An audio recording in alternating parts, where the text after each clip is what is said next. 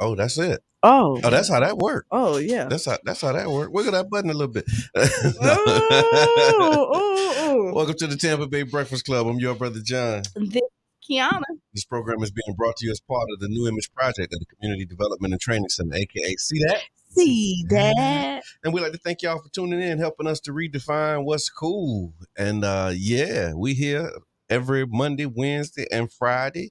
And it is what we call this one, motivational Monday, money motivational Monday. Yeah, see, like so. However you want to put it, just know yeah. it's motivating. We want you to make some money, That's and right. It's Monday. That's now, right. however you put it in the atmosphere is how you want to say it. Right on. And know that we have a special guest going to be joining us today. This is our back to school edition. And so we have school board member Caprice Edmond is going to be joining us. So y'all make sure that y'all tag a friend. She'll be here around 8 or a little bit after 8. You know, when we take our break and come back. So right. She'll be here after the break. So good morning, Miss Mincham. Make sure that y'all get ready for it. Get your questions lined up. You can either put them in the chat or you can give us a call, 727-637-2416, and you'll be able to engage with our school board member for District 7. Melissa, thank you for tuning in. Thank you for all that you do. Miss Teresa just jumped in, double dutching. Amazing weekend, and I'm looking at those who are chiming in. These were some of the volunteers for the Crunk Cocoa Wear Your Helmet at Back to School. Oh man! Bash celebration giveaway How was drive. It was amazing. It was really amazing. So shout out to Aaron McFarley and the Childs Park Neighborhood Association, Move Radio, Monique. I remember Monique Isaac. We was able to spend some time this weekend. LaDonica was up in the building. Fancy Nancy. It was just a lot of people. I'm calling names. Crunk Cocoa on. Be ready. Yeah, Be ready. It was amazing though. Really, really good stuff. One of the best things about it for me was seeing them children come out of there with them haircuts and hairdos. Oh, because they was doing like whole hairdos, like hair braiding. The girls getting their hair braided. Oh, so it was dope. Yeah, this city was lit this weekend. It really was. So Crunk Coco had his, Renee had hers. I know somebody was giving out uniforms this weekend. Yeah, I got a list of all kind of events. I mean, it was something at Enoch Davis Center. They was giving out like $250 in cash and prizes, and backpack giveaway. Some churches was doing some stuff, some groups. Story 727 with the food giveaway. Yes. Yeah, I just love seeing our city just do what it do. Yeah, man. Really, really making it happen. So shout out to everybody. Oh, also we had a birthday party for my grandson, and he turned 3. So today is his actual birthday. So happy birthday to Jakari Elijah, man. Good morning if you up and you listening.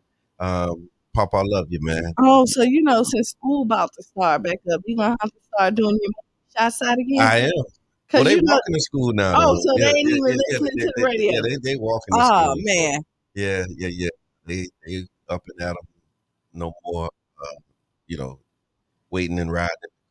So no more. You know what I'm excited about? Like I can't wait to get like on social media the first day of school to see all the pictures. Yeah. Like all the kids. You remember your first day back? Like I do. Like you remember the first day? Okay, if I live right. Because you gotta be fresh. Yeah, you gotta be ready. Everybody, you get no sleep. You get no sleep on that. That's the one day that nobody has to wake you up. Yeah. At least that first week, nobody has to wake you up. You excited. You want to see everybody who you ain't seen all summer, and then you want to step out and you got your fresh new fit, your new kicks. You got you ready, man. School. You make sure the guys had their creases going down. You remember you could put your stand your pants up by themselves. That's how them creases was done so tight. That's true. And I didn't have cleaner's money, so we used to get that spray starch in the can and press them things all the way out, man. So yeah, and that was again another one of the good things of just seeing the children walk up out of there with their haircuts and you know what I mean. So And they can feel good. hairdos, yeah, they feel good, they feel fresh, man. So yeah, You know what I do like now? What we didn't have is, and now going in, I end up going into uniform for just a little while. But okay, the uniform policy, so that okay, everybody kind of, everybody like yeah, nobody yeah. has to worry about like so You can pick every their own clothes. You ain't got the right. name brand or the labels. Yeah, yeah, Hmm. yeah. It was the shoes then. That's what happened. I remember when my daughters went to uniform, and it was all about the shoes at that point. But see, it's easier for girls. Yeah, You could get yeah, away with yeah. almost anything with girls. Okay. I've You, never been a girl, I so know. I have to I take your mean, word for it. but you raised some. I did, So but I didn't have the comparative degree because I know, like, my middle daughter, she was like a fashionista, and she liked it all of the different, mhm, stuff. Um, baby girl, it was shoes, and my oldest daughter was just something else. So she just like whatever. she just got to a point. Yeah, yeah. She was like, whatever, whatever. So good Good morning morning. around the world. Sawubona. Bonjour. Uh, Habari. Yeah, yeah. Ni hao. Habari Gani. Yeah, Okay, I say Habari Gani. okay, ni That's hao. okay. Good morning. What's up? Buenos dias. We said that already. Good morning, Morgan. Guten morning. Yeah, yeah. And that's as far as we're going around the Yeah, world. so we done went around the world. Like y'all enjoyed it. Yeah. We'll come back with another one on Wednesday. Might be the same good morning around the world, but no, you get it. No, no, you know we might not go around the world. We go around the block. Yeah. We'll No, take you. because we went a couple of places. Yeah, Now. We yeah. did. We went a That couple is of Zulu places. is Sawa Boodle. So Yeah. we got that one.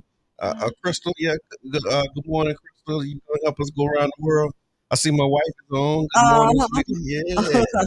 Yeah, yeah. Would you rather?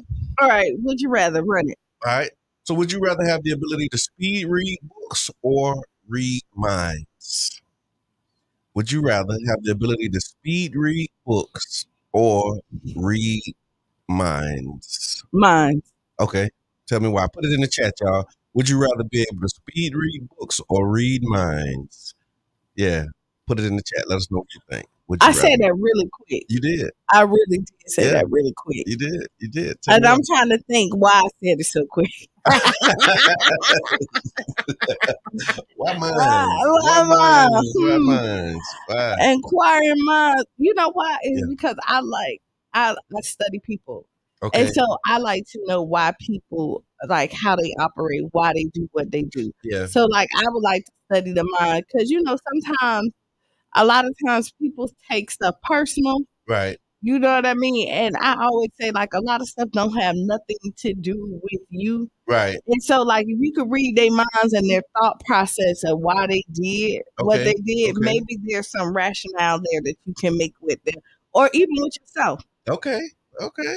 I hear Because that. like just think about people with trauma. Yeah. And if you can You read start opening up that book. but if you can read, but see then so The mind is a book too, right? it is a book Yeah. too, right? So then there's twofold. Like you might find out stuff you don't want to know. That's what I'm thinking. But then you'll find out stuff that really can probably help them move on. Okay. Okay. So you can help people if you can read the mind. Yes. Okay. Tamika, she said she would speed read if I can retain it. Yeah, we're gonna throw that in there too. Retainers. Melissa says she's mine for her. She take mine. Yeah. I'll take the books. Give me the books. Okay, why the books? Because I love to read, and books are like minds as well. And so if I can speed read books, and I figure maybe if I read the right book, I could probably learn how to read minds from the book, right? You think maybe possible? Yeah. I I read mean, the right book. The book might teach me how to read people's mind, and then I can keep reading books. Because but it never said that you couldn't read books. You Okay. just want speed reading. Yeah, I want to speed read. I got a bunch of books that's on my list, and we get a book of the day here, And, so I can and Donnie read the book, of the day and Bonnie and before the Donnie book. segment is over. Yeah, Donnie book takes you like 2 years to read because he brings you the whole dictionary. Yeah, he give you, sometimes you get a small book, sometimes you get a big one. You know what I mean? But yeah, I'd like to be able to speed read books. I actually took some speed reading courses back in the day. Okay. So I'm pretty good. I don't know what my word per minute is right now, but I'm pretty good. I can read pretty fast. Okay, and then you retain it because reading fast and comprehension. Because people can read and sometimes don't comprehend what they read. Oh yeah. No, this is reading with comprehension. We don't want to just be speed reading for the sake of reading. Okay. Yeah.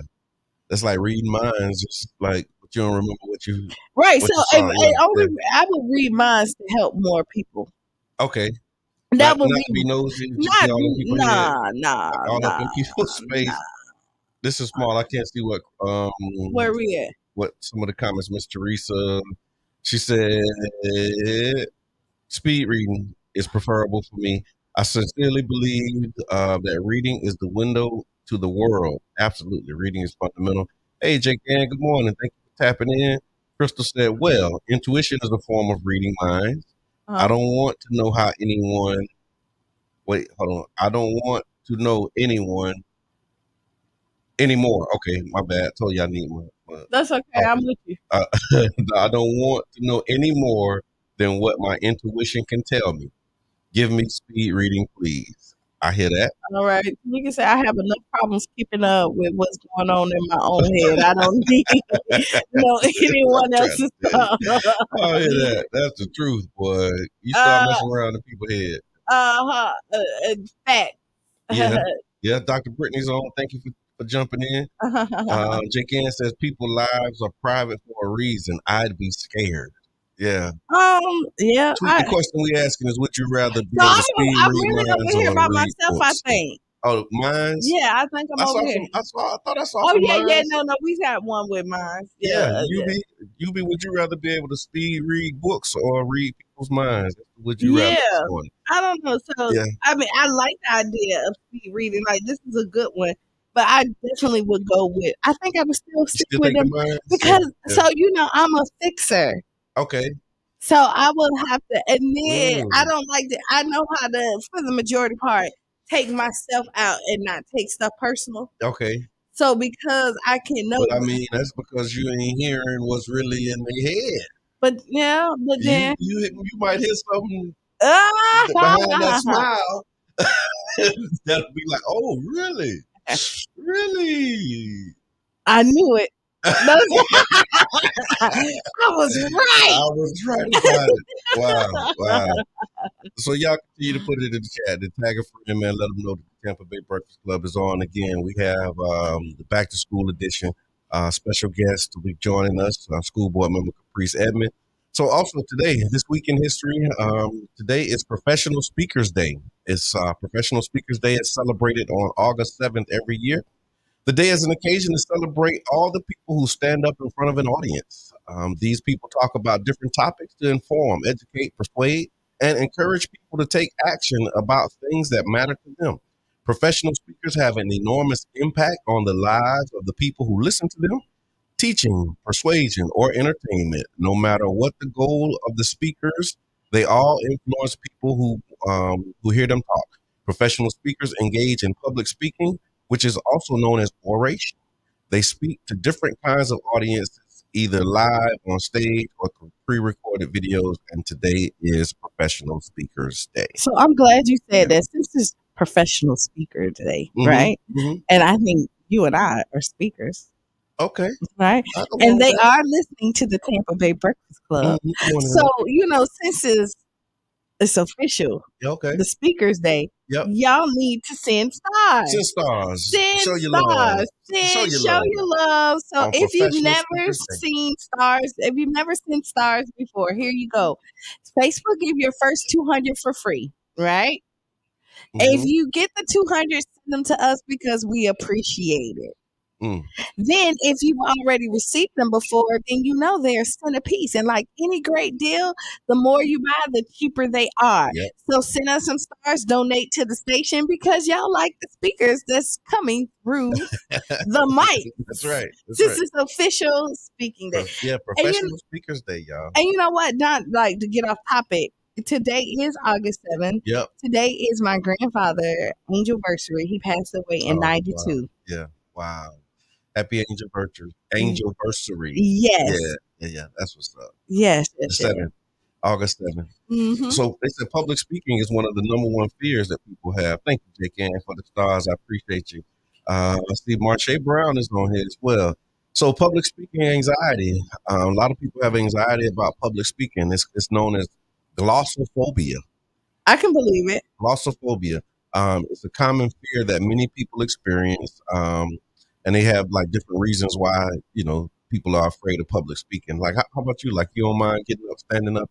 At one point, I was. Okay. And I think every time I get up and speak, whenever I do event, I get some type of anxiety. Yeah. It's but then I just go out there like, let's go. Because what makes the audience, or what influences that? The audience. Okay. Because now, like, people come, they like to hear what we have to say. Like, people are coming to hear me. Yeah. People are coming because they like the brand, they like what I say. So if they hear, they gotta like it. So then you have to kind of get over the fear. Like, am I gonna mess up? But then I realize I'm human. So wherever I fumble at, it's okay. It makes me authentically who I am. Yeah. No, that's but right. It kind of, it took me, and then I have an entertainer. The first time you did like a public speaking thing was like, okay, now you gotta like get up. I've always had, like, even going through school, like I've always been kind of pushed to get out there and say something. Okay. But I've always been the epitome of behind the scenes. Like, I like to be, like, I used to be like, if you know what I do, then you know. If you don't, then that means it ain't none of your business. Yeah. Right? Yeah. And Cheyenne kind of like pushed me too. To be more public with your speaking? Like, yeah. Okay, I got you. What about you? Depends on the audience. Renee says I'm terrified every time I have to speak. Yeah, it is. It's one of them things. Yeah, you get anxiety. Yeah, like, I know I get anxiety every time. Like, and then I'm always nervous every time. So what makes you get over the hump of the nervousness? Do you know? I pray. Okay. I pray. And just really focus on the assignment, like what I'm there to do. I allow myself time to breathe. I can take my breath, because I actually had a couple of experiences where we, how we was mobilizing, going to City Hall, and I got to City Hall, and it was like my 3 minutes to speak, and I couldn't breathe, like just nervous, and like I'm trying to make it through my speech, but I couldn't hardly breathe. I made it through though, but it was like terrifying. Like, it is. And as I'm sitting there, they calling the names of the speakers, and they getting ready to call you up. And then I started like feeling it come on, and I'm like, my little dua that I do, my little dua is a short prayer. The short prayer that I was making, like, it helped me with my nervousness, but my body was like just off, and I literally couldn't breathe. So once you get up there and talk, does it cut off? It didn't that day. Not that day, but usually, because I know, like, usually my anxiety, I just had to push through it. Like, when I have to do like a speaking engagement or something like that, I'll be like, what I'm gonna say, and then I'll be trying, because I do sometimes take notes with me, but usually I run through my head exactly how I kind of want it to go. Yeah. And then when I get up there, like, all the nervousness, once I start, then I'm okay. And even when I fumble, I'm like, okay. Yeah. No, and I think the other Renee said you do an amazing job, Brother John. Thank you. I appreciate that, but it's not easy. No, and like you said, knowing the audience, knowing sometimes people are going to be judging. I think the other part that helps me too, in response to it, is the more prepared I am, then the less nerves I have. When you're unprepared, it's just like you going for the test that you didn't study for. If you didn't study for it, you might fail. And then I'll tell you some other things that happen. So I've been in situations where I've been prepared, but then the mood of the audience, or it's not the same. It shifts, and so the way that I prepared to deliver won't go for it's it. like, nah, this ain't really the right time for this, and so you kind of have to adjust to really resonate and make sure that you're hitting that. And I really learned, and I have to really give kudos to Cheyenne because I learned from her too. Okay. Like looking at her on the stage, because she has to read the stage, the audience all the time. Yeah. And so like she'll sing a song, and if the people not singing, like feeling it, she has to do something to pull the audience. You have to, or like, oh yeah, that song ain't it. Y'all ain't feeling it. All right. And know that, like, you just kind of move on. Like, don't try to tell the same. Like, you may think the joke is funny. Yeah.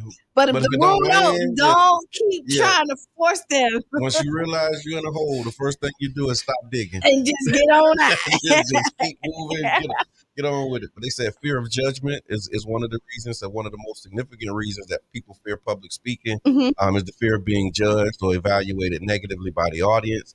People worry about making mistakes, forgetting their lines, or not being perceived as competent, which can also lead to like embarrassment and humiliation and all of that stuff.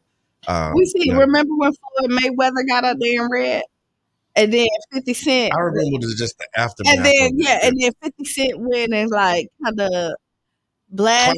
Yeah. And nobody wants to be that person. No, you absolutely do not want to be that person. So kudos to all the professional speakers. Don't take it for granted. I know there was some Toastmasters. Did you ever go to Toastmasters? I didn't. My sister, may God be pleased with her, man. She was in Toastmasters, and she had invited me. She was like just getting started. I think it might have been maybe 2 or 3 months in, and she was inviting me to come, and I was actually thinking about participating. Mr. Reese said preparation and practice builds confidence with public speaking. The more you speak publicly, the more comfortable you become. That's right. I absolutely agree with that. Chris, good morning. Thank you for tuning in. Brother Wells, well said. Thank you for being here. We're talking about people's fear of public speaking and the anxiety that comes with it, because today is Professional Speakers Day. Also, if you haven't done the would you rather question of the day is, would you rather be able to speed read books or speed read? No, not speed read. Just read mine. Read mine. Read mine. So read mine. I'm reading mine, and Brother John is speed reading. Well, then we a heck of a team there. Oh yeah. So you can read the mind, I can read the books. Yes, and we can put our knowledge together. Yeah, I'm with that. Let's do that. Teamwork. So we pull up and we like see what they thinking. Well, I read a book that can handle that. They already say everything we say. They're gonna say no because we don't do this. Okay, so what? Okay. So to read the minds, you can hear the no, you can hear the reasons why. Yeah, you can hear the reasons why. So read minds help with the negotiation. Right, just thinking. So if we go in there and they be like, yeah, I'm not giving it because they short, then we're gonna bring somebody tall with us. Okay, because you already like. We already, you sat there and there. We heard. I'm reading the minds. I'm hearing the thought, and I can say, hold on one second, I got something for you. Boom. I can give them exactly what they want. Then they're gonna be spooked out like it don't matter. Right. It don't matter. They still got what they want. Like, this presentation would have been real nice. If they would have brought us the lemonade, we would have bought it. Okay. And then I'm like, guess what I got for you? I don't overeat. Lemonade. Read minds or speed read books, y'all. Good morning, Mama Blue. Go ahead. Speaking of books, the book of the day. So we do have a book of the day. It's a virtual book. I didn't bring the book with me, but it is a book that I think is appropriate as we're talking about going back to school. So the book of the day, today's book of the day segment is being brought to you by the Barbershop Book Club. The Barbershop Book Club helps to motivate kids by offering a free cut and a free book to those who read it aloud while they're getting their hair cut. You can follow Central Station Barbershop on Facebook to learn more about the initiative or to donate culturally relevant books for kids. Today's book of the day is The Miseducation of the Negro by Carter G. Woodson. You ever read it? No. Okay. But we talked about this book. So this is widely talked about. It's one of those books that's, it's like a cultural classic, right? And so it was published in 1933. It's a seminal work in African American literature and education. Woodson is known as the father of Black history. He provides a critical analysis of the education system and its impact on African Americans during that era. The book highlights several key areas that sheds light on the challenges faced by African Americans in the realm of education and social progress.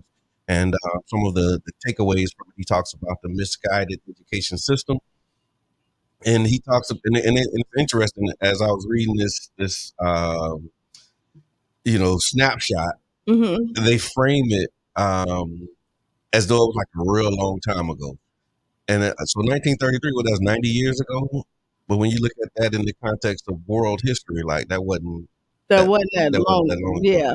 And Dr. Brittany, I got a cosign from Dr. Brittany. She says it's a very good book. Thank you very much. I appreciate that.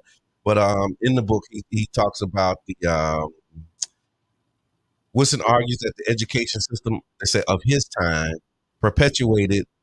Okay, hold on. I'm just going to read this, right? Because it's so relevant, right? So, Wilson argues that the education system of his time perpetuated a misrepresentation of history, culture, and achievements of African Americans. He criticizes the focus on Eurocentric curriculum and the neglect of African American history, which contributed to a distorted view of self-worth and identity among African American students. Does that sound like something that's happening right now? So history just kind of like replaying itself? It really is. Okay. It really is. Thank you for that. Good morning, James. I see you, man. And you got the book. He got it in there. From Amazon. You can go purchase it. You can grab it. He also talked about cultural alienation. He said the education system during his time, they keep putting during his time, like, we're in a different time and things have changed. The education system during Wilson's time fostered a sense of cultural alienation among African Americans. By downplaying their history and achievements, it reinforced the idea that their culture was inferior, leading to a lack of pride and self-confidence among African American individuals. Dr. Wilson also talked about economic dependence. He said he suggests that the educational system prepared African Americans primarily for roles as laborers and workers, reinforcing economic dependence rather than encouraging entrepreneurship and leadership. What you think? These are the skills that they gain. Yeah, he was basically saying that the educational system of his time, they said, prepares us primarily just to be workers and laborers, and it basically has us on the, go to school to get a job track, right? Right. So, that was the mantra when I was going to school. It was like, why we got to go to school? You go to school so you can get a good job. Get a good job. Go get that degree. You're going to get a good job. Yeah. Get a good job. That was one of and the there's nothing wrong, right? And there's nothing wrong with that. But I know a lot of people with degrees that don't have good jobs. Ooh, are they working with people who don't have degrees? Right. Yeah. So like we both got good jobs, but you got a degree and I don't. I didn't need the degree to get this job. Right. And so like you got school debt and I don't. And I don't. But that's, again, another one of the tricks of the system. Also, racial prejudice was highlighted in the book. Wilson points out that the educational system perpetuated racial prejudice and segregation. By promoting a diverse environment, the education system hindered genuine understanding and collaboration between the different racial and ethnic groups. He also talks about the importance of self-education. Wilson emphasizes the role of self-education and lifelong learning. I'm a fan of that. I am too. Yeah, lifelong learning. Like just because you're not in school don't mean that you're not learning. And I like and self-education is really good too because that's why I want to read books. And that's why I'm reading mine. Right. Okay, you get educated on self and others. Right. But I mean, honestly, it is because once you graduate high school, usually when you go to college, is when you get like this brand new world, and you start to see because you meet people from different places, and so like you get a culture shock, kind of, and then you realize like what you thought it was may not be like that over here, and then it started to make your wheels kind of turn, and then you start to question a lot of stuff that you learn because you see that people operate different. That's true. And then that's when you start picking up all these books and reading them, and then you really do like. Then you go back home from college and they be like, "What happened to you?" I'm a revolutionary. I'm a revolutionary. He emphasizes and encourages African Americans to take ownership of their education and to seek knowledge beyond the confines of the formal education system. He also talks about the cultivation of critical thinking. Woodson advocates for the cultivation of critical thinking skills among African American students by encouraging them to think independently and critically. He believes that they can challenge stereotypes and work towards social progress. He also said that there's a need for more African American institutions. Woodson argued for the establishment and support of African American schools, colleges, and cultural centers. These institutions could provide a more inclusive and empowering education, fostering a stronger sense of identity and pride among African Americans. And then the last thing, before we land this plane and move on, the role of Black teachers is another thing that's emphasized in the book as well. He, Dr. Woodson, stresses the importance of having African American teachers and educators who understand the unique challenges faced by African American students. He believes that these teachers can be instrumental in providing culturally relevant education and fostering a positive sense of self among the students. So overall, the miseducation of the Negro calls for the reformation of the education system to ensure a more comprehensive and inclusive education for African Americans, empowering them to challenge the status quo and work towards social, economic, and cultural progress. And it remains relevant today as it continues to prompt critical discussions on the importance of a diverse and equitable education for all students. And that, my friends and family, is the book of the day. Yeah. Yes, and we do need more teachers. Yeah. Yeah, we're going to talk about that and a whole lot more. I told y'all this is the back to school edition. And we're about to get it in. Yeah, we're about to get it in. We got school board member Caprice Edmond. We got a lot of questions about what's happening in the school system. And, you know, sometimes when you invite, when we bring our guests on, we have ideas and thoughts about like, okay, this is what we want to know. But then they have stuff to be like, you know, what you really need to be paying attention to is this thing. And so we want to not only hear about the things that we know we should be paying attention to, but it's some stuff that we don't even know that's happening that she's going to be able to help us and inform us on, I'm sure, because it's hard to know everything that's going on in this. It is. And so it takes a village, right? It really does. King Jab, I see you, man. It takes a village. So she's a part of this village. Oh, yeah, absolutely. And so, we're part of this village and making sure our children are getting the best foot forward. That's right. And so if you don't know, now you know. You're listening to the Tampa Bay Breakfast Club, the new 99 Jams morning show. And as a community-owned public media resource, WUJM 99 Jams relies on the support of listeners like you to keep the show that you love on the air, the doors open, the lights on, and to continue to put out quality programming in the Tampa Bay area. Please consider making a donation or becoming a show sponsor today. If you'd like to do that, you can go to 99jamstheberg.com and click on the donate button, or you could just send us some stars. I see it showing up right there. It says send 200 stars to pin your comment here. So you can send stars and support the work that we're doing. We're going to take a real quick break. We'll be right back at about 7 minutes after the hour with school board member Caprice Edmond. Y'all stick around for it. You're listening to the Tampa Bay Breakfast Club. We'll be back. Baby.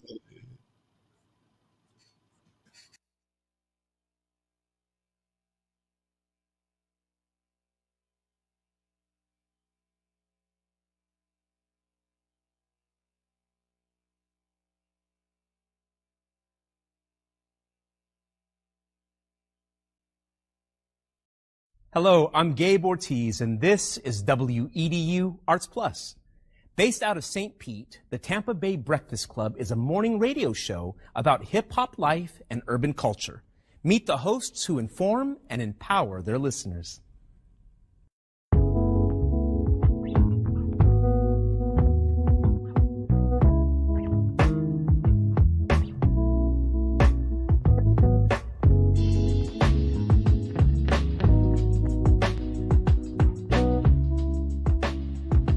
I'm Jabbar Edmond. I go by Mr. Edmond.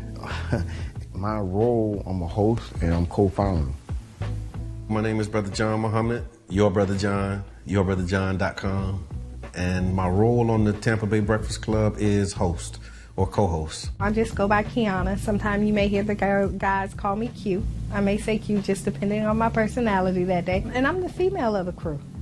All right? I think I keep balance when you look at the Tampa Bay Breakfast Club. So that's my role. And I'm Bruce Moore Jr. A lot of people do know Bruce Moore Jr., obviously being born and raised here and going to school here, but there's many more people that know Reno. St. Pete is small, and so the good things and bad things that come with a small city, you know, everybody knowing each other, of course, would be one of the pluses. My neighbors were not only just my neighbors, they became my family. Trying to put that back now, like really getting back to a place where we know our neighbors and we look out for each other. It was a St. Pete that existed, you know, south of Central, and then there was another St. Pete that existed north of Central and downtown. It was a struggle then, and I think it's still, you know, somewhat a struggle for black people in the city of St. Pete. Even with every step of progress we make, it's still a struggle to, you know, implement that progress. Did y'all hear about the weed college, the first cannabis college in Orlando? Talk to us, Soprano. No, yeah, I've been looking at it. This is serious, y'all. Over a year ago. If you got the charges, go and get the degrees, King. You got years of experience, man. It ain't like you come into a classroom with no data. Elon Musk said that a drug dealer knows how to manage and run a business better. I can't believe that. The real facts, man. I'm all about education. But what I'm saying is that we carry this industry on our backs. The way we started the Tampa Bay Breakfast Club, Jabbar approached me about what could we do, how can we do something together, and then an opportunity to promote Amendment 4. Amendment 4 is the, you know, voting rights restoration to returning citizens. We were able to negotiate a deal where we got like 30 minutes on the radio, got 99 jams to talk about, you know, Amendment 4 and other local, you know, policies.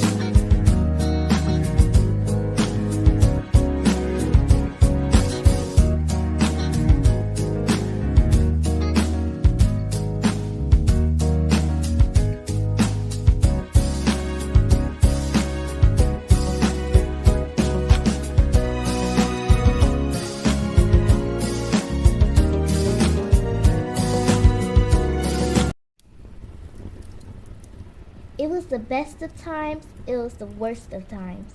It was the age of wisdom, it was the age of foolishness. Oh, hi, I didn't see you there. Just brushing up on some of my favorite literary classics. Even if a page turner like this isn't up your alley, did you know our libraries offer so much more than classic books? There's also things like passes to local museums. You can download ebooks onto your Kindle device. And super cool things like a team gaming program. Visit your local library and see all it has to offer.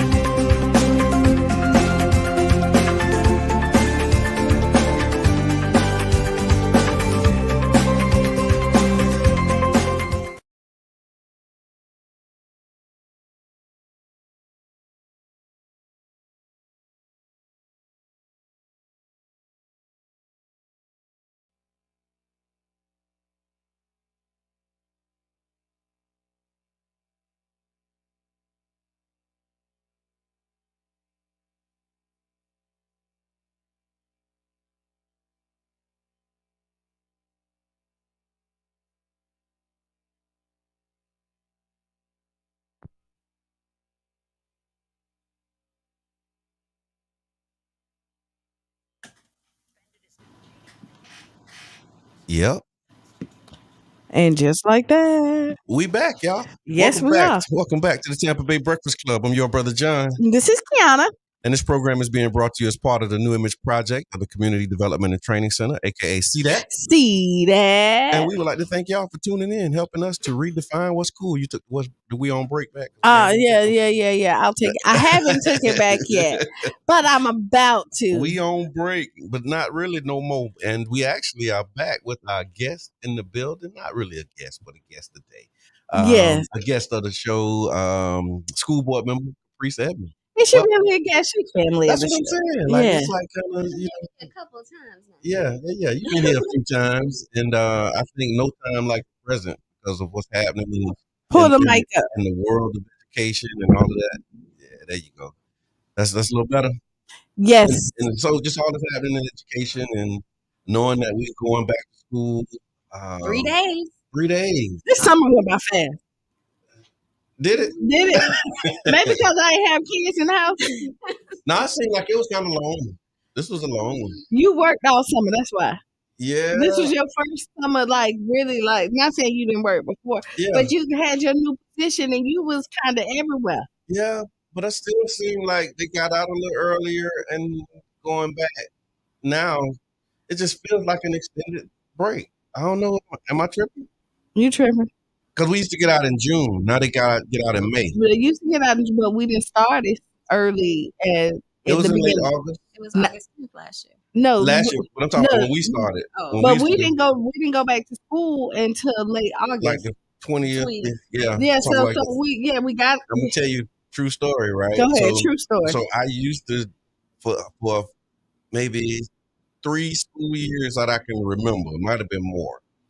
I didn't go back to school on the first day of school. I went back to school after Labor Day. And so for 3 years in a row, I had to go after Labor Day. And I was like, well, why?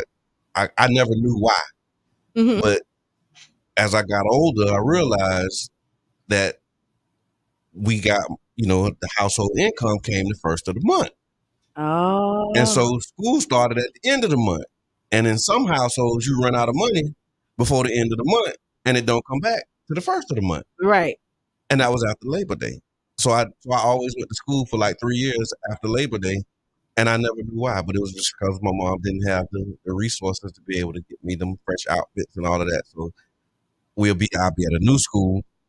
I'm the new kid, and I'm fat, and I'm short. And you a couple of days late. Oh my God. It was not a party for you. They made me tough. Yeah. But what you're talking about, these are challenges that children and families face every year. Yeah, it's a decision. Do I pay the lights and rent, or do I buy them 5 outfits so that you can be fresh? Because that's all I got. I got 5 pants. And then as a parent, you're thinking, you know what? I'm just going to keep you home because they want to protect you. Yep, that's what happened. As well, because they don't want you to be picked on for that. But then you were late. I had no idea that's what they were doing because I just was like, they was like, hey, you going to school? I'm like, no, I'm going out to Labor Day. So since this is the back to school edition, I'm going to go ahead and kick out some resources. Yes. Okay. So we do need lots of resources. If there are families who are struggling with getting clothes, they can contact their school to see if they have uniforms or clothes left over. And there's also a great resource right here in St. Pete that's close to kids that can provide you with either uniforms or regular clothes. You can schedule to go take your child shopping. It's a nice little setup. But I just think it's important that students get to school on time because every day, every hour counts. And those first few days is building the classroom culture, building relationships among the other students, setting the rules, setting up how they're going to have a good school year. So just know that there are resources available. Real deal. There was an article that came out with the amount of students that are experiencing homelessness. So just to know that Pinellas County Schools has the HEAT team that can help families that are experiencing that challenge as well. Wow. Yeah. See, I told you. Didn't I tell you? We was going to talk about stuff that we know we want to talk about. And then there's going to be stuff that we didn't know we need to talk about that we would be hearing. Because like the HEAT team. Yeah, the HEAT team. And just thinking with the fact that there are students who are, homeless and they may be living in cars and, that's tough, man. Who was it? I just had an event and a guy came out because we were talking. It was conversation of libations, and he came out and talked. He was a single dad, and he was saying how there's no resources for single dad. Like he had a good job. Something happened. He ended up being homeless. It wasn't that he wasn't working. Then he went to shelters. They refused him because he had a son. So either they'll take a whole family, Okay. or they would take mothers with kids, or they would just take him. He could. Yeah, They don't have a lot of resources for single dads. Right. So And he the was dad just, and the children show up, and it's they was like, not a lot of help. Yeah. Wow. No, I hear that. But and that's the other thing about like this weekend that was really uplifting and inspiring. Just seeing all of the giveaways, and so you see them. You've been around to them. If once you see the giveaways and you see the impact that has, what opportunities do you see for us to be able to improve them to really truly provide additional support to our students? Shoot, I think it's great if you have quarterly. Okay. So do it more often. Mm-hmm. Okay. Or even biannually, as you know, once January hit, Yep. there's a growth spurt. You got to buy new clothes anyway to start off the new year. Yeah. So doing it more than just once a year would be ways that we can definitely improve. Yeah, because that's true. Because I mean, them notebooks and them pencils only gonna last for so long. Yeah. And then you got to re-up on that stuff. I think we have tax-free twice now here in the state of Florida. I don't know. I ain't gonna speak on something I don't know about. Okay, I think it's possible. It's quite possible. And I know they were doing a few things.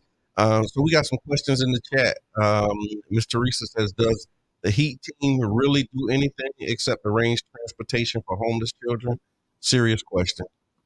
So what my understanding of what the HEAT team provides is they're connecting families to resources. So if and it's the McKinney-Vento Act, which is a law that requires the district to service the students who are experiencing homelessness. Do I wish that there was the capacity to do more, like provide housing, ensuring that the agencies that offer shelters have space available? Yes. Most recently, I learned that through the HEAT team, there have been like numerous families just connected to resources that may have not received the services at all, just because out of sight, out of mind. Right. People didn't know the situation. Right. So I think it's important that we do have the HEAT team, which is its own division dedicated to supporting families. And that's a district team, so that's not like some outside entity. That's actually Nellis County Schools. Dr. Cantrell is responsible for that department. And so clearly they do transportation. Transportation through the school bus system. So if you're homeless in one area and you want to go to that school, but you have to move to a shelter on the other side of the county, they can provide transportation just to have some consistency within the child's life. Right. Instead of uprooting and say, since you moved North County, we got to change your school. That's just one aspect. So they have some type of stability, right? Because I mean, if you unstable outside of school and then you moving from school to school, that would definitely impact your education, I'm sure. Okay, and we got another question in the chat. It's a question for Caprice from King Jab. What can we do to gain more parent support for our children and teachers? With all the talk about Lakewood graduation rates, all the fingers pointed at the administration, no one faulted the parents. So I cannot speak on what somebody else did, but as it relates to parent engagement, it starts, in my opinion, at the schools. Okay. If your children are going to school, if you want to support the school, just go to the local school and say, hey, I want to mentor, I want to volunteer for the cafeteria, I want to support the football, whatever team you want to support, and show up and ask, how can you get involved? As it relates to graduation rates and proficiency rates, I think we got to look countywide. How are our schools doing? I think to solely look at one school, that's what somebody might want to do. But I think you got to look at the county overall. Right. And just speaking, our schools need some help. Yeah. They need some help. And I think it takes again the community to figure this out, right? Because it's the old age question: how do you get parents to get involved? Like we always talking about. That's been a question for a long time. Like, how do you get them engaged? And they're probably trying to figure out how to get our parents involved. And the parents section, my mom and daddy didn't come to the school unless they had to. And you also, and I think about it like, just because you're not at the child's school all the time, that it's not that you don't want to be involved. Because you got to think about it. People they trying to make ends meet. Yeah. And it's not that their child isn't their priority. It's just at this time, they trying to figure out how the light bill, how the rent's going to get paid. Yeah. And then you have other families who do have the capacity to show up and advocate for their child, advocate for other people's children. Right. And that's the whole village mentality. So if anybody has the capacity and they're willing to put up or shut up, then school and ask, how can you support? Yeah. Right. Nobody's turning people away saying, we don't want your help. Right. And again, there's a whole bunch of ways people can help. And it doesn't mean you have to be there physically. It's great if you can be there physically, mentor a child 30 minutes a week, stop by, or maybe you want to say our company can donate this. What do you need? Or what events are you having that we can partner with you on? And that's one of the conversations. I'm sorry. Go ahead. No, you go first. So just thinking about when you said companies, you mentioned companies, and I'm thinking that's another one of those things that I think some of our unions and people who work in these companies that are organized could begin to make that one of the demands. Like, can we get paid time off to go mentor kids at school or to participate at school? Some jobs do get it. I know Spectrum was doing that. The city of St. Pete was doing it at one point. There were some companies that would give their employees so much time per month, paid time off if you went to like they basically pay you to go mentor or be involved in the school system. And the reason why I mentioned companies is because parents work. Yeah. So where you work at. Yeah. How can they help you help your child? That's right. That's right. That's exactly right. And I think what Jeff was saying, because the graduation rate, that big thing that happened with Lakewood, and I think he's just talking about that only because it was so publicized.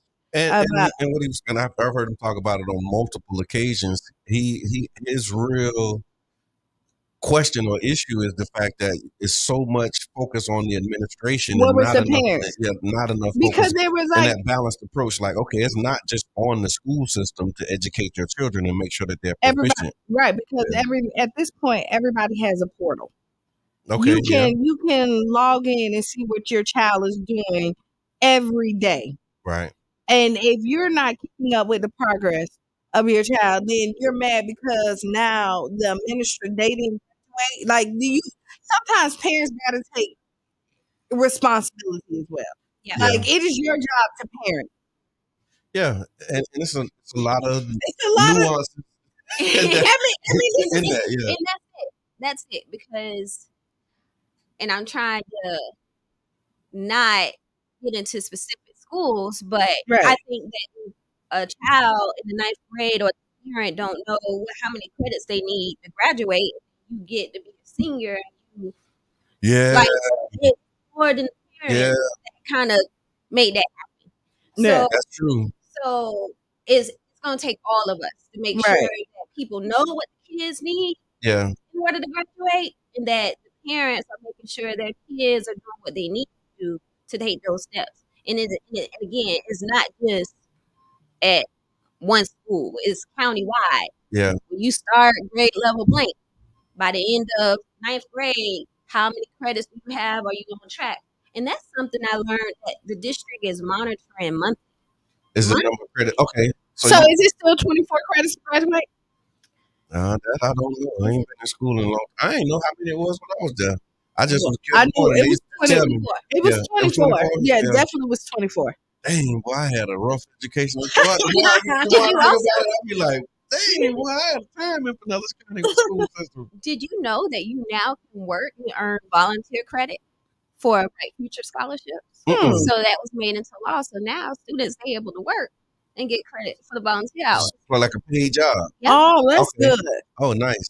That's absolutely wonderful. So if you don't know, we have our school board member, Caprice Edmond, in here, and it's our back to school edition, and we just asking questions about what's happening in the school system.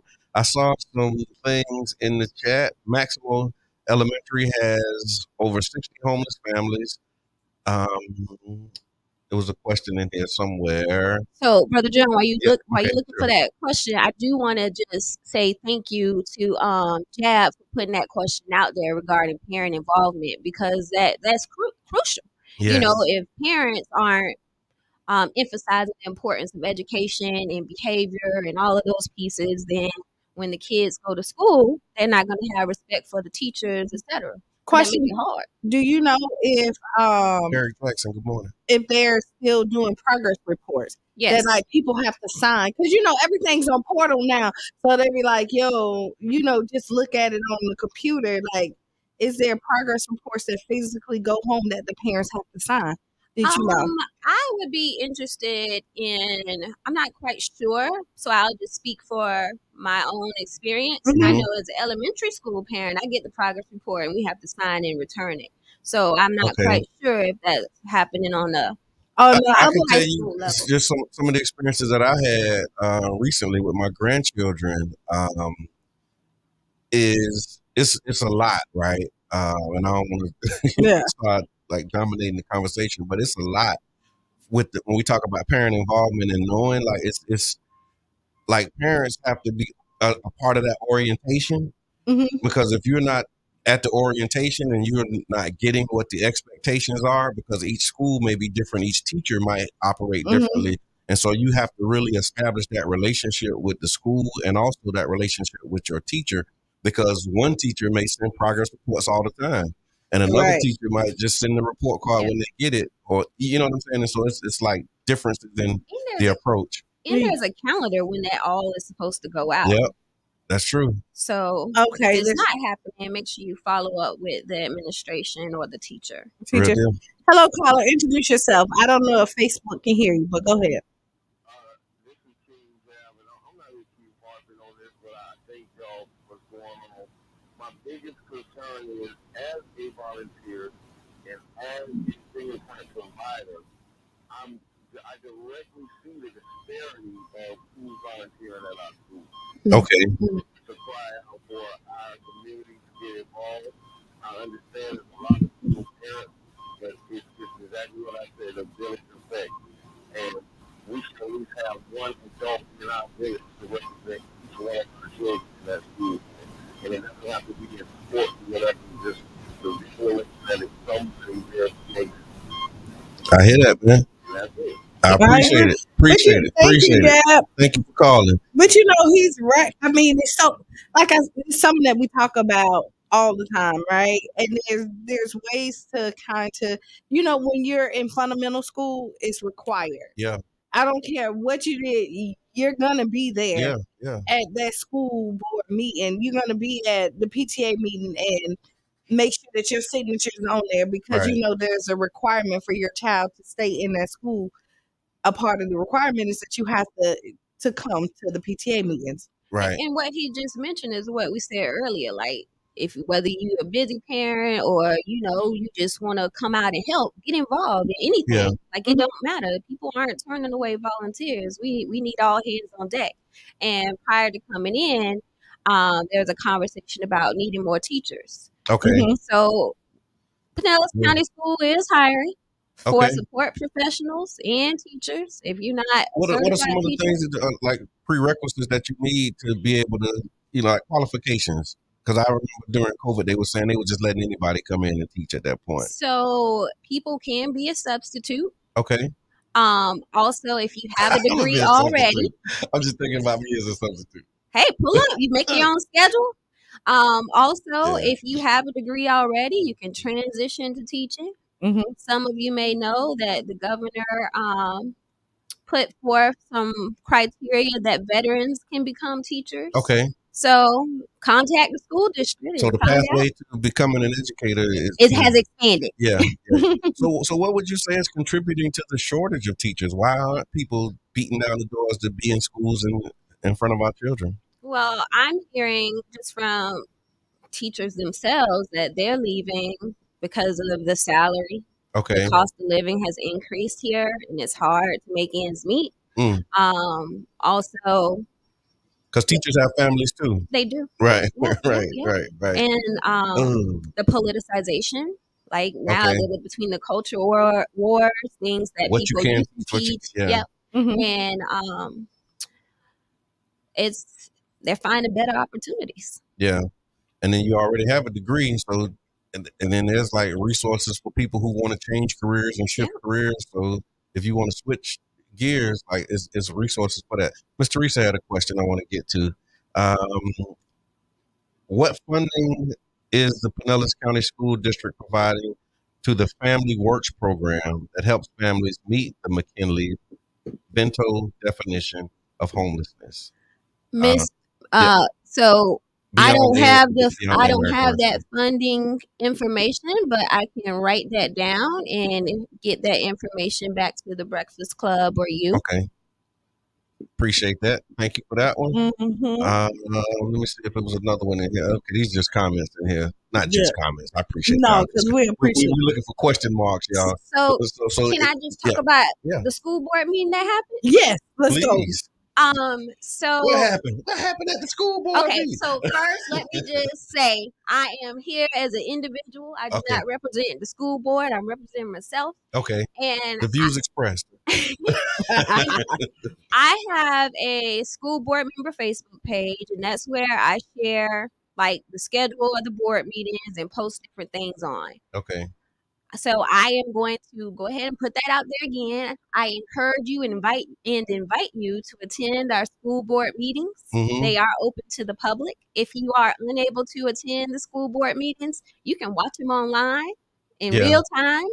Also, the school board workshops, they are also posted so you can hear the conversations that are happening between staff and school board members as it relates to the agenda items prior to them coming before the board for a vote. Okay. So August 1st, we voted on the mental health and wellness plan. Okay. And that increased the amount of student service professionals that are supporting students. Okay. Which in my opinion is great. That was something I remember you championing, very early on, was making sure that happened. So did we get a win? It's increasing. Okay, got it. Because I remember where it was, and I remember what you were saying. When you was on the campaign trail about we need an increase, and so knowing that we got an increase, that sounded like a good news report. Yep. I mean, never enough, resources, but to know that we have more now than we had when you started, I think that's noteworthy. And something else that they're also trying to do is build more relationships with outside organizations that can help meet the needs of students that doing things that we can't do necessarily in the school system because of all the laws or budgetary restrictions. Okay. So that is another thing that's going to be important, how providers outside of the community are able to support children and families. Something else that was discussed, we talked about the budget, we talked about funding from Icy Rock, which is our referendum that we advocate for every 4 years, that gets by the taxpayers, that goes paying for art and music, teachers, technology, and things of that nature.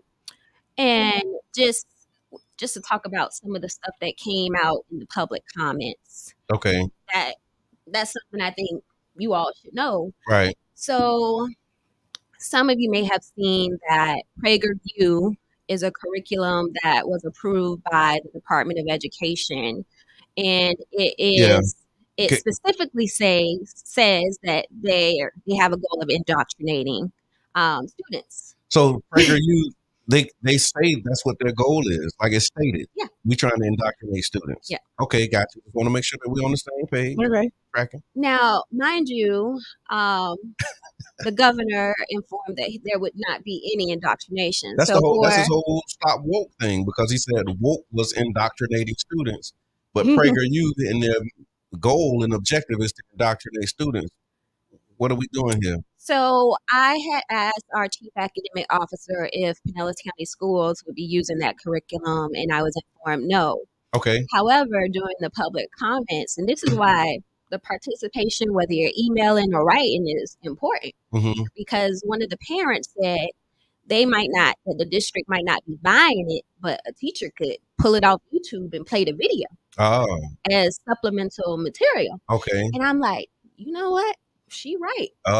Yeah, because I mean, you're a teacher, right? So now, what I'm trying to do is find ways parents can be more aware of, what teachers are teaching or providing with their supplemental curriculum and ways to opt out. So if you know you don't want your child to have access to anything PragerU, and just so that I'm clear, PragerU, is that the organization or is that the I don't know what they call them. Is that the people who are responsible for executing this thing to teach that there were benefits to slavery? Is that group? No. Okay. Because somebody was charged with that, saying this is what we want y'all to do. So now, what I did see is they have a little couple things that are questionable related to African American studies. Okay. But as far as creating the standards, no, that wasn't them. Okay, gotcha.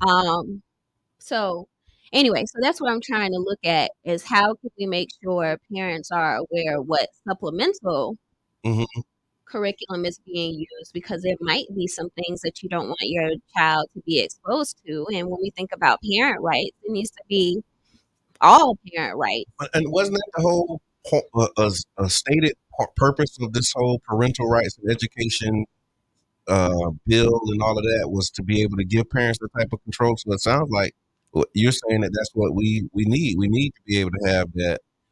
Is it just that the way that the state is doing it or they're going about it is not accurate? Or help me understand where we at. Never in a million years did I think, as a teacher, we would be here trying to make sure that we don't have materials that is explicitly providing false information and saying they want to indoctrinate. Yeah. Never. Yeah. Like, I didn't even think this would be. And that teachers are afraid to lose their job because they may say something wrong.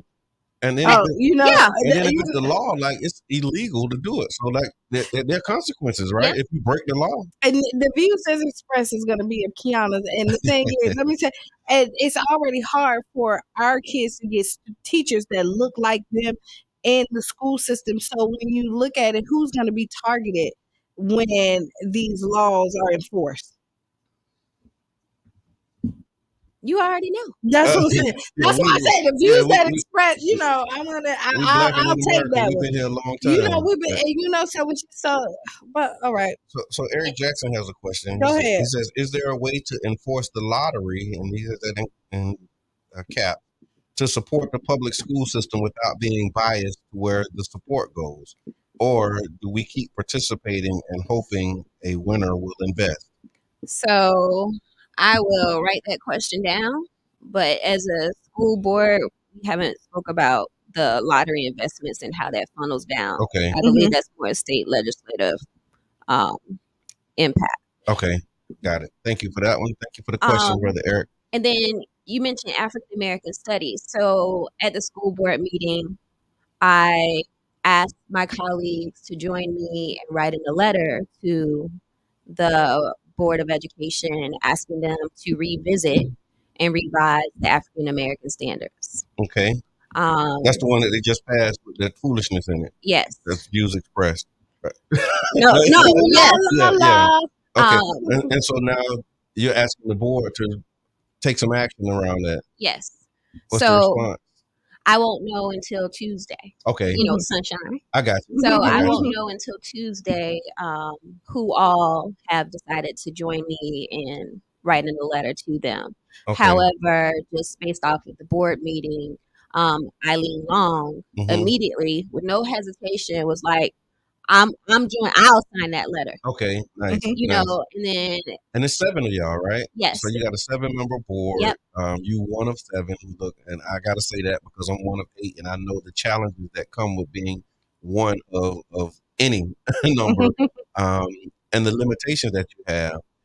So what is the dynamics of the board right now? And just like, is it something that we feel like we can navigate and be able to get some things done, or is it comparable to what's happening at the state level? I think there's a way to navigate and get things done, and I'll talk about some of that at the end. Okay. But just to go back to how this conversation played out on the dais was Eileen.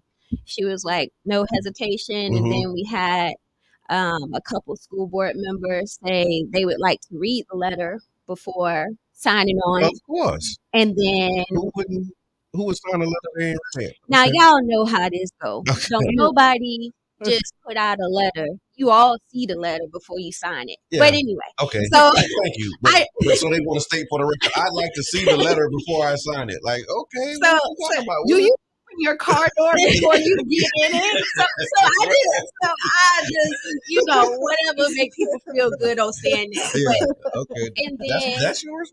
Okay. Right. And then one board member made no comments. Okay. So anyway, that's why I was saying I'll know on Tuesday because everybody would have to have the opportunity to review it and decide whether or not they want to sign on. And again, these letters are drafted by the district. Right. So it's drafted by the district. I provide some suggestions, right. But it ain't no hardcore. Forget you and forget you. And y'all shouldn't have that. We're not gonna follow the law. No. Now those kind of the more aggressive letter you write as your own individual self and you send out, not as a board, as a body. Right. Yeah. So and you rally in the body right now to exactly. Say, so look, what can we do? Let's do what we can do. So as a community, what can we do to help you? If you have the capacity, you can send letters to the board, also the Board of Education, because it's not the school board who's making the standards. It's the Board of Education who approve those standards as written. Okay. With the clarification.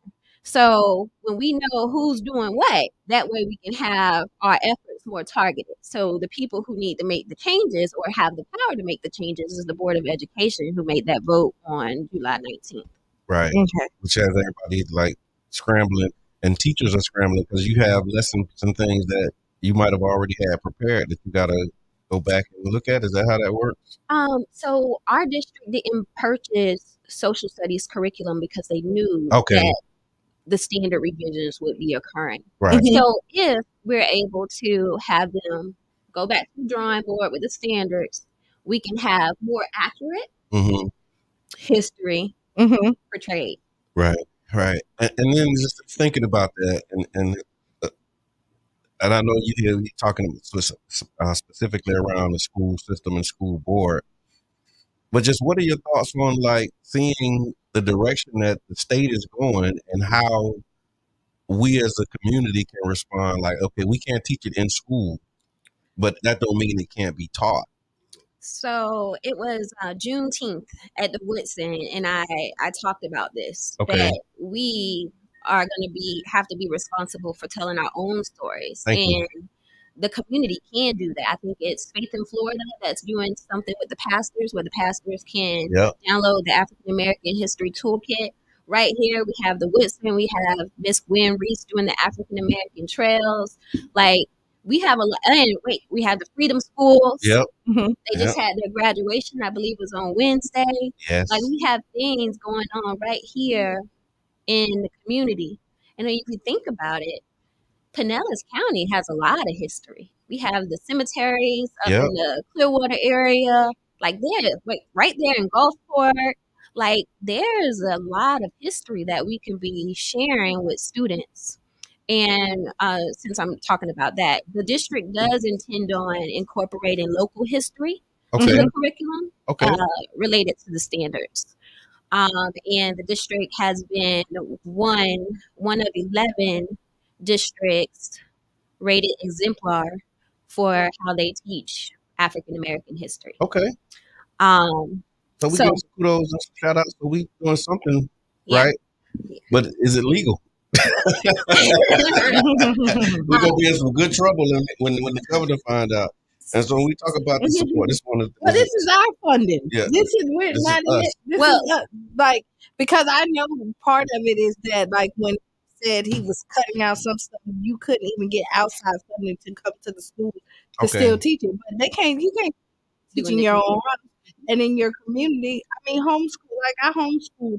I think that was really important. There's so many museums and stuff like that. We just have to be creative and really build that community schools, like I said, and support those who are doing it. The Freedom School, I remember seeing that books and breakfast program like that. And really making sure that we get the barbershop book club, who sponsors the segment here.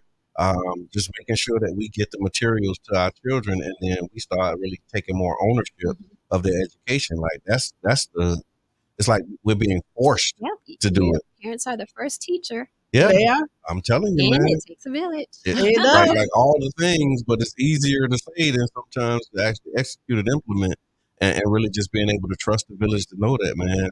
Because you can't what we need, right? Because you can't do it all, right? And this is where this village come from. If you're a single parent and you have to work, and this is where knowing your neighbors is important. Like, we knew our neighbors, we knew all of them. Like, I knew I had to go to Miss Etna's house, Miss Bernie's house. You know what I mean? I knew where. So yeah, we really need to get back to that to help our children. Right on. And then we I remember, I don't know if it was last year or a few years ago, there was a problem with the bus drivers and the driver shortage. How is that playing out this year? Are we going to be able to get our children to school? Talk to me about the bus driver situation. So there has been a lot of changes. One, there was a pay increase. Okay. So it's $20 an hour. Okay. And then there were career ladders. So there's a bus relief driver, and different scale ups that bus drivers, different opportunities. So you got a pathway now. It's not just come in, get this little bit of money, drive on this crazy schedule. Right. Yep. right. So last week I had the opportunity to go out to Coachman to bid day, and it was just bid day is. Oh, sorry. Bid day is when bus drivers have the opportunity to choose what route they have. Okay. Oh, so it's not okay. So they get the best routes. You get the bid for the best route. Get there early. So, you probably been there for first a while. Come, first serve. It's like like what's Friday? Black Friday when you sitting outside Best Buy. I know where I want to drive. I know where route. I'm gonna be there at 2:00 in the morning with my blanket. I just gotta tell y'all, to hear from the bus drivers, like I was walking up and I was saying, "Thank you for being the bus driver," and one man was like, "I love my job," and then there was another bus driver that was like, "I had resigned and now I'm coming back." Okay, and because of the changes that they made to this. Yeah. Yep. And then somebody else was like, "I've been a bus driver for 20 years," and I'm like, "What?" So this is great. But bus drivers were important to you at one. I remember y'all. Come on, Mr. Franklin, get on, sit down, and shut up. Good morning, I said. That's it. He said good morning. He greet you first. Good morning, I said. Yeah. Get on, sit down, shut up. But no, I'm happy to hear that, and I want to just give a shout out to the bus drivers who organize, because you talk about coming to school board meetings. I remember watching a school board meeting, and it was bus driver after bus driver talking about the challenges that they were facing, the pay that they was getting, and just all of the things. And that was maybe a year or two ago. So to hear those testimonies from then, to know that changes have been made, sounds good. And there were some bus drivers that were signing up to be a part of their union. I just want to thank Mr. Frank for letting me know that bid day was happening and inviting me out. Nice. So we good on drivers. I mean, we're going to be able to get them there. And the district has shortened routes. So they have arterial stops now, which now makes the distance, your bus stop may have been closer than it is now. So now it's further away. So that's some of the complaints that we're receiving. They take you longer, spend more time on the bus? Well, no. Oh, okay. It's further away. Like, I seen it on the news, and correct me if I'm wrong. Like, somebody said it from your house. So instead of it being maybe like around the block, so they gotta do like we did. We gotta walk 10 miles. But some of them have like 4 miles away from their house or something like that. That's a good little hump. Well, then that means somebody has to drive and drop you off. So that's been the complaint. Like they, Okay, I got you. is that like the school? They was like the school is. I seen somebody say like the school is like 5.5 miles. The bus stop is 4 miles away. So a couple more steps and you could be at school. Right. And so this student I saw was going to catch the bus, the city bus. Okay, gotcha. And what that allowed the district to do is reduce the amount of routes. So by reducing the routes, they're able to be more timely. Okay. And fill in the gap for some of the shortages. Okay, gotcha. Also, something that passed through the state legislature is the ability to transport in vans. Okay. So smaller routes, it hasn't came up for discussion yet, but in the future, smaller routes might be in a minivan or smaller. So the state has allowed it would be the district would be providing transportation, so you won't need a whole bus. You can just go grab them in the van. Would it be a district or would they hire outside people? So currently what we were doing was hiring outside people, but now the district could, if that's the route they want to take, buy their own buses and do it. Okay. So it sounds like a business opportunity for some people that's what I was thinking looking for a job or a business to start and got good license and no background. Yeah. Be able to work with the children, taking them to school. And then I do want to talk about one more thing that came up, and that was inappropriate books. Thank you. So at the school board meeting, whole bunch of folks read some explicit things to the school board, and there's a lot going on. So at our last workshop, we discussed the controversial material policy. 2 school board members decided that they wanted to advocate for every book to come to the board that someone deems is inappropriate. I don't agree with that. I don't think that's a good use of our time. I agree. So I said no. So there was not consensus for the school board to be the final decision maker on book challenges. Okay. So then at the school board meeting, folks that would like book challenges to come to the school board decided to read some of the books, excerpts from some of the books that are in the school libraries. Okay. One thing, if somebody has an objection to a book, they can fill out a form and then that book will go through the process. Okay. So there's no need to come read books to us at the school board meeting. Okay. Follow the process and get the book out. But sometimes you gotta, be all extra and do your grandstand and make it, dramatic. And maybe even removing the book might not be the objection. It might just be like, okay, this is why they need their 15 minutes. Yeah. But it's that, and it's also the lies, because how it was portrayed is that the 5 school board members that do not support the board voting on books are okay with this material being in school. Yeah. So that's why I got a problem with it. Yeah, because it's not that I support having this material. It's just I don't support the process of that you're trying to. I don't want it. Don't make it.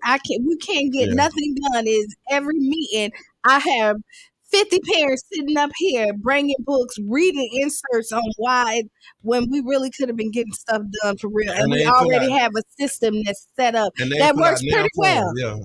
And they're not using the system. Like if you use the system to get the book out, then use the system and do it. So you just said my point. Like we got other stuff to worry about.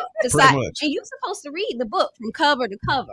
And then determine if there's literary value, is the age appropriate. So you got to rate the book, like literally making sure that it checks off certain boxes. And there are people who are trained to do that. Okay. Not the school board. And I'm like, let the people who train to do that. And so what happens? That is not a part of my job description. So when you fill out, if you challenge a book and then it becomes on this challenge list, it's entered that process. Are they still using the book? Or do they stop using the book until the verdict is given in the challenge? So due to state law that recently passed, somebody objects to a book, it has to be removed from all schools within 5 days. All schools? Yep, within 5 days. So if I'm in Dunedin and I don't like this book and I challenge it, you got 5 days to get it out of Lakewood, get it out of wow. And then what they're trying to do as far as the review process is make that more frequently. that this committee meets and reviews all the books. It sounds like it. If they get a lot of challenges, you're going to have to, beef up. I know y'all can't see my head. I think, hold on, we might be able to. Look. No. There you go. They can't. Oh, y'all see it. Oh. You're going to be able to. But yeah. So it's a lot happening, man. It's so sad. So again, we got school board member Caprice Edmond, and if you got any questions, put them in the chat, or you can give us a call. But you got to do it quick. We only got maybe 2 minutes that we can take. And then it goes a step beyond that, because if they don't agree with the decision, then they can appeal it to a magistrate, and then the district will have to pay to go through that process. And then the book is still pulled until So you could just do it just to aggravate somebody. Is that because I know they had the film too, so is it just books, or is it also like videos, books and videos and different things? Man. So we are still reviewing the policy, so there's going to be opportunities for folks to chime in. Okay. I know you mentioned we have 2 minutes, so I do want to let everybody know how to call us. Okay. But I do want to let people know how to get in contact with me. Okay. If your school or you have an event you would like for me to attend, you can email me at edmondc@pcsb.org, or you can call me. My number is 727 504 8050. Right. Give it to us one more time. 727 All right. 504 8050. I love it. And then I know one of the things that we talked about, I had it and I just lost it though. So Kiana, you got a question? Okay. Dang, what was it? There was something about, we talked about the bus situation.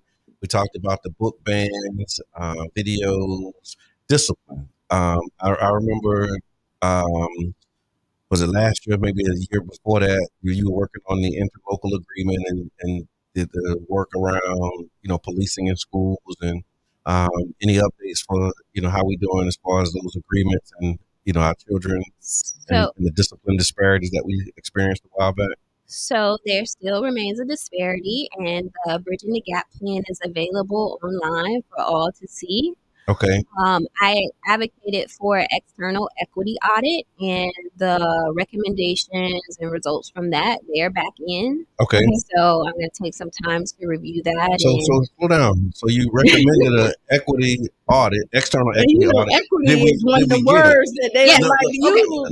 And I hear recommended, because a lot of times what we recommend, we don't get. So recommended. So backing up. Okay. So an external equity audit did occur. I recommended it. Okay. And it did occur. What are you talking about? And now we have the results from that audit. Okay. I got you. And reviewing those will let us know where we are and then what action we need to be taking as a community. Okay, cool. That's what's up, man. So now we're down to like 6 minutes, and we want to let y'all know, man. Y'all go back and watch the replay. If you're just jumping in, this one that you want to go back and check out. We got school board member Caprice Edmond here. Giving us the game, man. So make sure that you tap in and let us know what you think. Also, today is the last day for the back to school clinics. So if you have a child that needs to get their shots or physicals, there are several locations, South County, as well as a couple Mid and North County, for you to have them get their physicals updated within the school system by the Department of Health. Got it. And then Mama Blue asked the question. She said, are there consequences for behaviors at the middle school level?